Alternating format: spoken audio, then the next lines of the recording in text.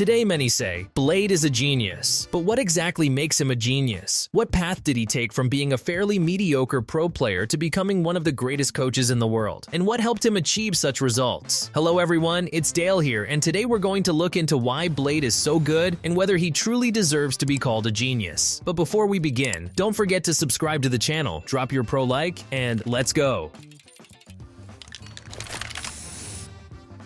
Andrei Gorodetsky began his professional career in 2005 in CS 1.6. He was 18 at the time, and his first professional team was Amazing Gaming, for which he played until 2009. You can't say that Blade stood out much on the pro scene. He regularly participated in tournaments, sometimes even won something, but there was no talk of making history. In 2012, CSGO was released, and like many at the time, Blade didn't immediately embrace the new version. However, by the end of the year, he realized that change was inevitable and continued his career in CSGO.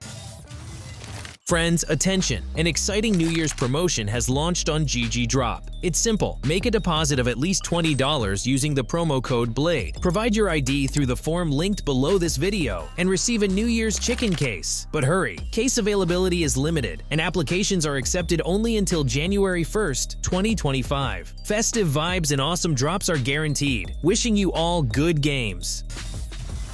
Due to a difficult and delayed transition to the new version, he couldn't achieve any significant success at first. But in the spring of 2014, Blade discovered a young 16-year-old unknown Sasha Swempel Kostiliev, and together with him and George World Edit Yaskin, he created the team Courage Gaming. Though it didn't last long, soon Blade, as a player for the Team DAT team, qualified for his first major ESL 1 Cologne 2014. However, the team didn't advance past the qualifiers, and they lost every possible match at the major. For the next major, DreamHack Winter 2014, DAT didn't qualify, but Blade still attended as a coach for Hellraisers, a team that included Swempel, Dosia, ANG1, Markelov, and Kucher. As the coach of this team, Blade managed to reach the playoffs of the major. However, after DreamHack, Blade left the team, and soon after, Swempel and Markelov were also kicked. All three briefly played under the tag DAT, which was soon acquired by the American organization FlipSid 3 Tactics.